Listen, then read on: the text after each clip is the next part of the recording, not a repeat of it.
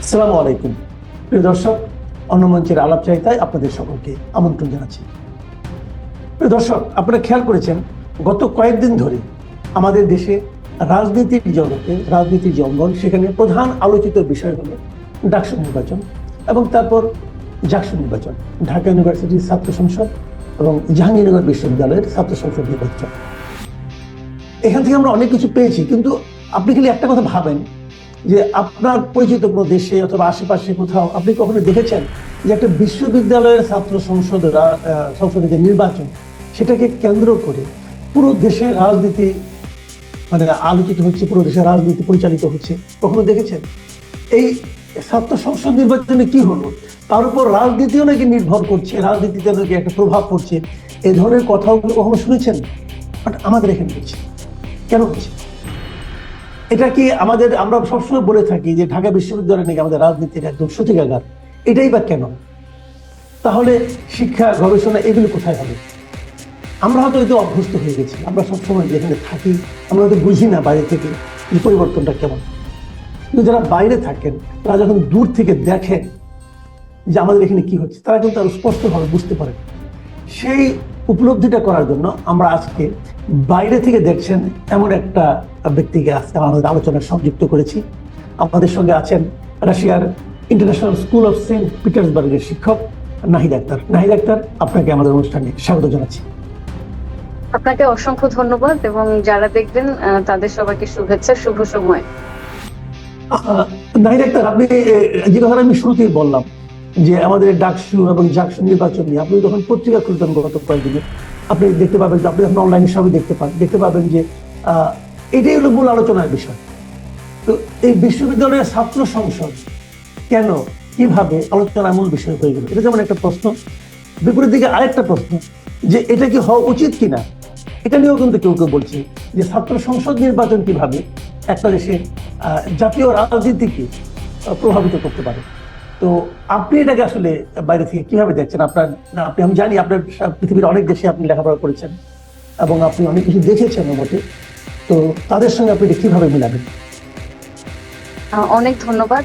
আমি আমার নিজস্ব এক্সপেরিয়েন্স এবং একজন বাংলাদেশী হিসেবে দুটোর জায়গারই একটা কম্পারেটিভ আলোচনা করতে পারি।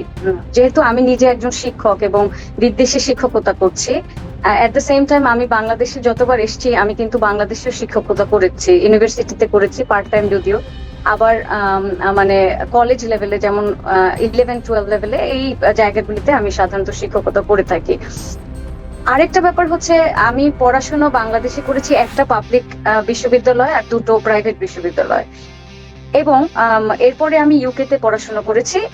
ইউকেতে আমি 3টা বিশ্ববিদ্যালয় পড়েছি। তারপরে আমি রাশিয়াতে পড়াশোনা করেছি, রাশিয়াতে আমি 2টো বিশ্ববিদ্যালয় পড়েছি। তো আমি আমার যে আপনার এই যে আমার জার্নিটা যেভাবে শুরু হয়েছে বাংলাদেশ থেকে লন্ডন থেকে রাশিয়া সেন্ট পিটার্সবার্গ, এই জার্নিটাতে আমি একজন শিক্ষার্থী হিসেবে কি শিখেছি এবং একজন শিক্ষক হিসেবে কি শিখেছি সমস্ত এনভায়রনমেন্টে, সেটা আমি আপনাকে বলতে পারি। এবং আমার ব্যক্তিগত মতামত যে আমি ব্যক্তিগতভাবে আমার আন্ডারস্ট্যান্ডিং এবং আমি মনে করি যে বাংলাদেশের বা একটি দেশের শিক্ষা ব্যবস্থা কেমন হওয়া উচিত এবং শিক্ষা ক্ষেত্রে রাজনীতিটা কেমন হওয়া উচিত। তো শুরুতে আমি যেটা দেখেছি যে আমি যদি পাশ্চাত্যের দিকে তাকাই, সেখানে বা বাংলাদেশেরও প্রাইভেট ইউনিভার্সিটিগুলি যদি দেখি, তাহলে সেখানে কিন্তু ক্যাম্পাসে জাতীয় রাজনীতির প্রতিফলন ঘটে না। সোজা কথা যে আমাদের বাংলাদেশের যে ক্যাম্পাসে যে নির্বাচন, আমরা ডাকসু বলি, জাকসু বলি, যে নামেই বলি, এই নির্বাচনগুলি সাধারণত বাংলাদেশের যে দলীয় রাজনীতি, বাংলাদেশের যে মূলত দল ভিত্তিক রাজনীতি, সেটারই প্রতিফলন।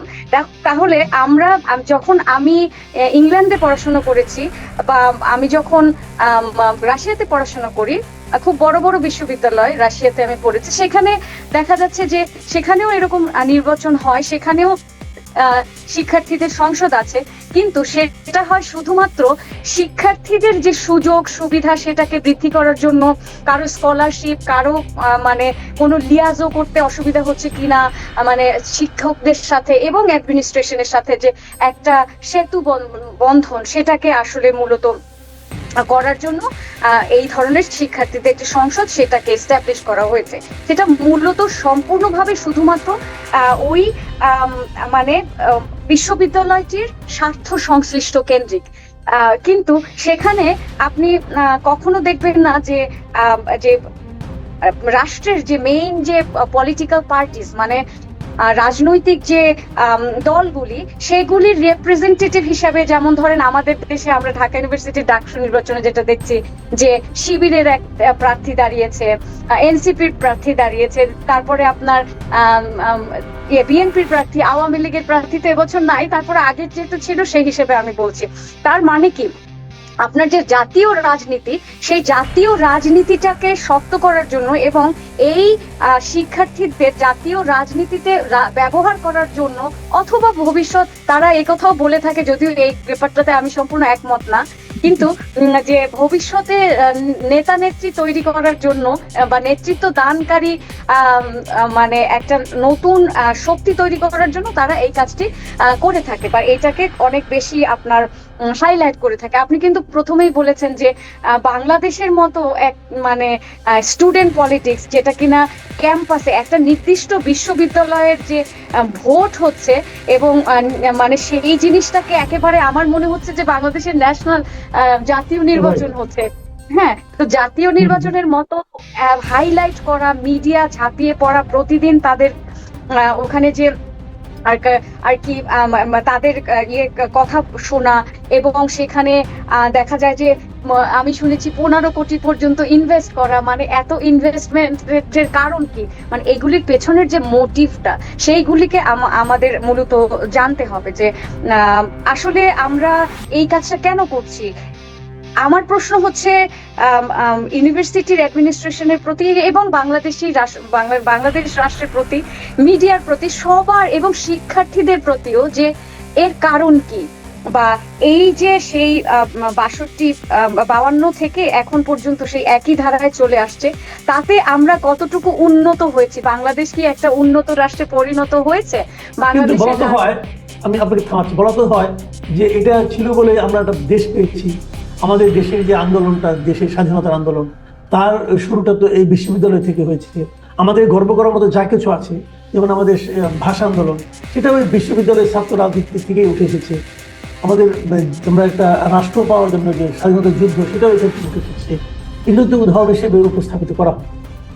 কিন্তু এই উদাহরণগুলির মানে কি এই যে তখন তারা নির্দিষ্ট একটা দলের রিপ্রেজেন্টেটিভ হিসেবে দেশের জন্য যুদ্ধ করেছে, স্বাধীনতা যুদ্ধ করেছিল, ভাষা আন্দোলনের জন্য আমি যখন আমার একটা মাত্র ভাষা, মাতৃভাষার জন্য আমি সোচ্চার হব, যুদ্ধ করব, সেটা কি আমি কোনো দলের রিপ্রেজেন্টেটিভ হয়ে করছি নাকি?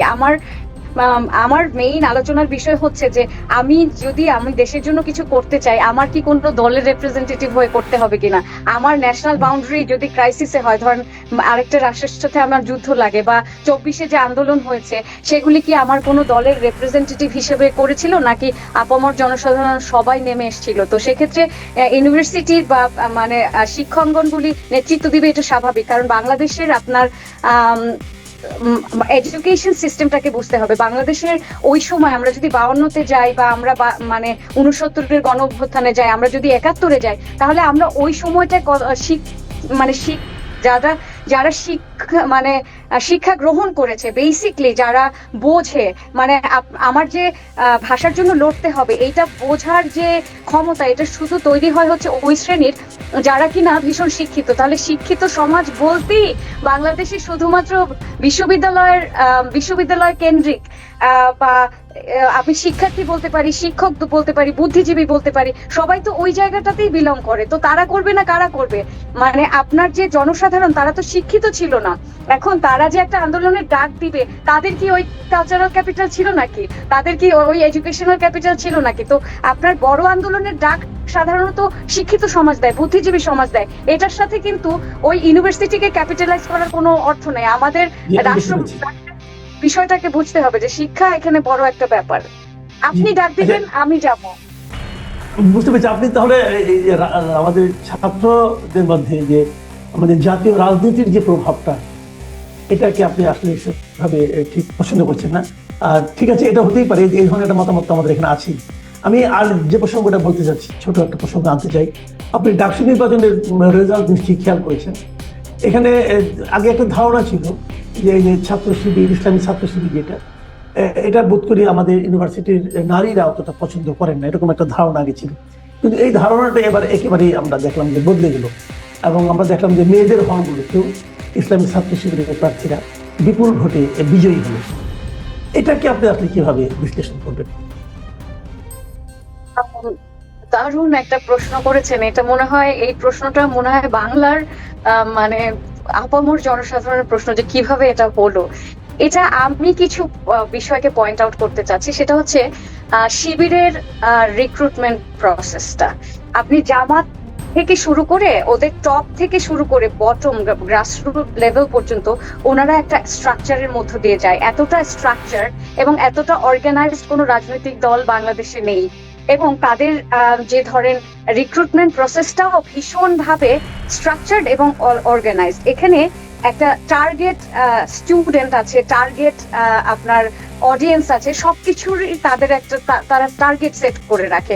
এখানে আপনি যদি দেখেন যে জামাতের যে বা শিবিরের যে স্টুডেন্টগুলি, তারা খুব ভালো ছাত্রছাত্রী, তারা তাদের রেজাল্ট ভালো এবং তারা খুব ভালো কথা বলতে পারে। আপনি খেয়াল করেছেন যে তারা তাদের বাচন ভঙ্গি ভালো, তারা খুব দ্রুত কথা বলতে পারে, তাদের ফিলার্স নেই। যে আমি ল্যাঙ্গুয়েজ পড়াই, তারা খুব সুন্দর রাজনৈতিক বক্তব্য দিতে পারে এবং তাদের ভাষাগত দক্ষতা এবং মানুষকে কনভিন্স করার দক্ষতা মারাত্মক। এই জিনিসটা কেন হয়েছে? এটা তাদের রিক্রুটমেন্ট প্রসেসের একটা অংশ, যে তারা যাদেরকে রিক্রুট করে তাদেরকে কেন রিক্রুট করে এবং কাকে রিক্রুট করা হয়। এখানে তারা র্যান্ডম কোনো মানুষকে রিক্রুট করে না, তারা রিক্রুট করে যারা মেধাবী। ধরেন যে লঞ্চ থেকে যে শিক্ষার্থী এসে নামে এবং বাস থেকে যে শিক্ষার্থী বাংলাদেশের অন্য একটা জায়গা থেকে এনে ধরেন ঢাকা বিশ্ববিদ্যালয় নামে, সেখান থেকে টার্গেটটা করা হয়, সেখান থেকে তারা বেছে বেছে শিক্ষার্থীদের তাদের এই সংগঠনে রিক্রুট করে এবং তারা একটা প্রসেসের মধ্য থেকে যায়, যে প্রসেসটা তাদেরকে মেনটেন করতে হয়। এবং তাদের এই যে প্রসেসটা, যেখানে এই যে আপনি আওয়ামী লীগ বলেন বা আপনি বিএনপি বলেন, যে কোনো দলের যে রিক্রুটমেন্ট হয় সেটা একটা ন্যাচারাল প্রসেসে হয়। তারা ধরেন ফিট ইন করার জন্য অনেক সময় যায়। আমরা গত রেজিমে দেখেছি যে আওয়ামী লীগ মানে আমাদের দেশে যে আওয়ামী লীগ যে কালচারটা আপনার তৈরি করেছিল, সেখানে যেটা হয়েছিল যে আপনাকে টিকে থাকতে হলে যদি আপনি যদি ক্ষমতা চর্চা করতে চান বা আপনি বিনা পয়সায়, মানে আপনি বাড়ি থেকে অর্থ না এনেও আপনি ভালোভাবে চলতে চান, সবকিছু মিলিয়ে তার এটা পাওয়ার প্র্যাকটিসের একটা অংশ এবং টিকে থাকার একটা অংশ হয়ে দাঁড়িয়েছিল। কিন্তু এখানে খুব লং টার্ম একটা রিক্রুটমেন্ট প্রসেস বা লং টার্ম একটা এজেন্ডা নিয়ে তারা কিন্তু ওইভাবে রিক্রুট করে না। কিন্তু যেটা শিবির করছে, শিবির কি করছে, যে ওই যে শিক্ষার্থী শিবিরে যোগ দেয় তার জীবনের সম্পূর্ণ দায়িত্ব শিবির নিয়ে নেয়। হ্যাঁ, এবং তার মেসে থাকা, হলের সিট, সে কিভাবে সেফ থাকবে, সে কিভাবে গোপনে তার সাংগঠনিক কার্যক্রম চালিয়ে যাবে, সে অনেক বেশি পড়াশোনার সাথে যুক্ত থাকবে, তার ভালো রেজাল্ট করতে হবে। এই ধরনের একটা ফুল এজেন্ডা নিয়ে, একদম টপ টু বটম একদম কম্প্যাক্ট একটা এজেন্ডা নিয়ে তারা এটা এটা তো আপনার মনে হচ্ছে অধিকতর ভালো এই পদ্ধতি হলে এটাই তো প্রয়োজন আমাদের। আমরা তো এরকমই চাই নাকি? আমরা কি এইটা কোনো দলকে রিপ্রেজেন্ট করার জন্য চাই, নাকি একজন শিক্ষার্থী হয়ে ওঠা, মেধাবী হয়ে ওঠা বা দেশের স্বার্থ রক্ষার্থে কোনো কমিউনিটির স্বার্থ রক্ষার্থের জন্য করবে, নাকি তার দলের স্বার্থ রক্ষার জন্য করবে? এবং আজ সে যে জায়গাটায় পৌঁছে গেছে, সেই জায়গাটায় পৌঁছে দেশের রাষ্ট্র দখল বা রাষ্ট্রের ক্ষমতায় বসার জন্য করবে, নাকি আপনি আপনার শিক্ষার্থী যে সমাজ, সেই সমাজকে একটা ইনোভেটিভ এবং মারাত্মক, মানে ফোর্থ ইন্ডাস্ট্রিয়াল রেভলিউশনের সাথে তাল মিলিয়ে চলা এবং একজন দক্ষ নাগরিক হিসেবে, দক্ষ নাগরিক শক্তি হিসেবে তৈরি করার জন্য এটা করছেন, নাকি আপনি আপনার দলীয় ক্ষমতা চর্চা করার জন্য সেটা করছেন এবং ক্ষমতায় যাওয়ার জন্য, রাষ্ট্র ক্ষমতায় যাওয়ার জন্য, এবং রাষ্ট্র ক্ষমতায় যাওয়ার এজেন্ডা কি সেই এজেন্ডাটাকে আপনি এখানে ফুলফিল করার জন্য আপনি ক্ষমতায় যাওয়ার জন্য করছেন কিনা এইগুলিকে একদম সেপারেট করে ভাবতে হবে, তখন ভালো না মন্দ বেরিয়ে আসবে কিন্তু নেক্সট। বুঝতে পেরেছি। আমি এটা তাহলে আমি কনক্লুশনে আসি। তার মানে আপনি বলতে চাচ্ছেন এই যে নারীদের অনেক বেশি ভোট পাওয়া, এটা আচমকা কোনো ব্যাপার নয়, এটা না। তাদের রিক্রুটমেন্টের যে প্রসেস, সেই প্রসেসেরই রেজাল্ট মাত্র, এই তো। আমার আরো অনেক কিছু বলার আছে নারীদের নিয়ে, আমি এখন পর্যন্ত কিছু বলিনি, আর সময় থাকলে আমি নারীদের ব্যাপারটা বলতে পারি। না, এটা এখন অত সময় হতে দেওয়া যাবে না, আচ্ছা। এটুকুর মধ্যে সংক্ষেপে বলা যাবে না, একটু তো ওটা নিয়ে আমরা আরেকদিন বলবো, আরেকদিন কথা হবে। আচ্ছা। এখানে সংক্ষেপে বলা যাবে না। আচ্ছা, যেটা হয়েছে বাংলাদেশের নারী শিক্ষার্থী ধীরে ধীরে অনেক ধর্মীয়ভাবে রক্ষণশীল হয়ে উঠেছে এবং এক ধরনের সমাজে ইসলামাইজেশন হয়েছে এবং হিজাব নিকাব যে সংস্কৃতি, সেই সংস্কৃতিটাও অনেক বেশি পপুলারিটি পেয়েছে এবং জামাত শিবিরের যে ছাত্ররা, ছেলে মানে পুরুষ মানে ছাত্র যারা বলছি, তারা তাদের এক ধরনের তাদেরও নারী শিক্ষার্থীর রিক্রুটমেন্ট প্রসেস আছে, সেটা হচ্ছে তাদের দরজায় দরজায় যে তাদেরকে বোঝানো, মানে ওদের রিপ্রেজেন্টেটিভরা বোঝানো এবং তারা অনেক সেফ থাকবে এবং এই প্রসেসের মধ্যে থাকলে তারা মূলত সবসময় তাদের সেফটিটা এনশিওর হবে। এবং বিগত যে রেজিম, সেখানে কিন্তু অনেক ধরনের আমরা ক্রাইম দেখতে পেয়েছি, যে সেখানে রেপ পর্যন্ত হয়েছে, সেখানে সেফ ছিল না। তো এই যে বিগত রেজিমের যে ফেইলিয়ার গুলি, যে ছাত্রীরা অনেক ধর্ষণ হয়েছে বা বিভিন্ন ভাবে হ্যারাস হয়েছে, অনেক কিছু, ওইটাকে তারা ব্যবহার করেছে, ওইটাকে তারা ক্যাপিটালাইজ করে তারা বলেছে যে তারা তাদের জন্য খুব সুন্দর একটা ক্যাম্পাস পরিবেশ তৈরি করবে। এটা আপনি দেখবেন তারা অহরহ বলেছে। তো এবং তারা হয়েছে কি যে নিয়মিত এই কার্যক্রমটা খুব ডিপলি চালিয়েছে এবং এই প্রসেসটা অনেক দীর্ঘদিনের। আওয়ামী লীগ ক্ষমতায় থাকাকালীন সময়ও এই মানে ম্যানিপুলেশন টেকনিকগুলি ব্যবহার হয়েছে, যদিও তাদের যে আইডিওলজি, এই আইডিওলজিটা কিন্তু উইমেন এম্পাওয়ারমেন্টের সম্পূর্ণ এগেইনস্টে থাকা সত্ত্বেও যে সমাজে একটা ম্যাস ইসলামাইজেশন হয়েছে এবং চিন্তা চেতনার পরিবর্তন হয়েছে। হ্যাঁ, যেমন ধরেন আপনি দেখবেন যে বিগত 2 দশকে যে এক ধরনের ইসলামিক সংস্কৃতির প্রভাব অনেক বেড়েছে আমাদের দেশে, সেখানে যে মানে গালফের যে শ্রমিক, সেখান থেকে আমরা কিন্তু অনেক ধর্মীয় প্রভাব এনেছি এবং সামাজিক মাধ্যমে যে প্রচার প্রচারণা হয়েছে এবং মিডিয়াতে যে প্রচার প্রচারণা হয়েছে, সেখান থেকে মানুষ মানে এই যে আপনার টার্গেট থাকে সবসময় হচ্ছে নারীরা হচ্ছে খুব সফট টার্গেট। আপনি নারীদেরকে খুব সহজে ম্যানিপুলেট করতে পারেন এবং তাদেরকে আপনি খুব সহজে ব্যবহারও করতে পারেন এবং তারা তাদের সেফটি মনে করে যে যেহেতু জামাতের যে ছাত্ররা তারা খুব সুন্দর করে কথা বলছে, তাদের সাথে যে বলছে যে আপনাকে আমরা একটা সেফটি দিব, একটা পরিবেশ দিব, মানে এখানে আর কোনো ছাত্রী ধর্ষণ হবে না, এই সব মিলিয়ে তারা এইটাকে বিশ্বাস করেছে। আরেকটা জিনিস, গত রেজিমের প্রতি তারা বিশ্বাস হারিয়ে ফেলেছে এবং বাংলাদেশের যে এখন নেক্সট যে প্রমিনেন্ট পলিটিক্যাল পার্টি যে বিএনপি, সেই বিএনপির এগেইনস্টে ম্যাসিভ একটা প্রচার প্রচারণা চালানো হয়েছে যে বিএনপিকে কিন্তু একটা চাঁদাবাজি দল হিসেবে এস্টাবলিশ করে দেওয়া হয়েছে। তো এখন আপনি যে আওয়ামী লীগের যে অবস্থা, সেই অবস্থাটা ট্রান্সফার হয়ে বিএনপির উপরে চেপেছে, যে বিএনপি আসলে একই রকমের একটা রেজিম প্রতিষ্ঠা করবে, বিএনপির হাতেও আপনারা সেফ থাকবেন না। এইটা হচ্ছে শিবিরের একটা রাজনৈতিক টেকনিক এবং এই টেকনিকটা তারা ম্যাসিভলি অনেক হিউজ পরিমাণে ইনভেস্টমেন্টের প্রতিফলন এবং তারা এই ডিসকোর্সটা তৈরি করতে পেরে সেখান থেকে ছাত্রীরা ভোট দিয়েছে। যদি আমি বলবো এই ভোটটা সত্যিকারে ভোট